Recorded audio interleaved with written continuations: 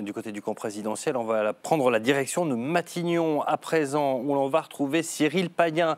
Bonsoir Cyril, on a entendu il y a quelques minutes le Premier ministre affirmer qu'il n'y aurait pas une victoire en direction du Rassemblement national.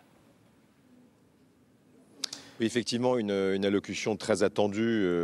après effectivement une sorte de feuilleton, puisque le Premier ministre devait s'adresser aux Français dans la journée. C'était annoncé au siège du parti Renaissance, et il y a eu effectivement ce feuilleton qui a mené à cette allocution assez brève et qui se voulait, évidemment, c'est le lieu qui veut ça également, ce n'est pas du tout un effet de hasard, et bien très solennel. Et j'ajoute que cette solennité, au moment où on vous parle, nous sommes dans la cour de Matignon, les lumières,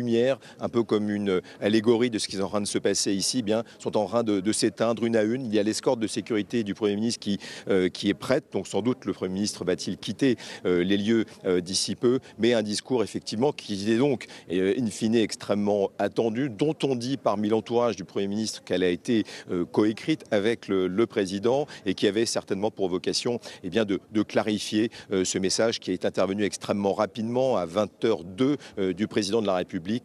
sur le positionnement et sur l'avenir. Donc des mots très importants, l'honneur des candidats, le mot répété de funeste,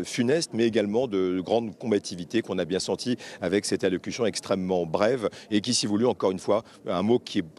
restera ici certainement ce soir, c'est cette solennité avant de se lancer au combat avec un appel assez clair, notamment, comme vous le disiez, pour faire barrage à l'avancée de l'extrême droite en France. Cyril Payen, merci à vous en direct depuis l'hôtel de Matignon.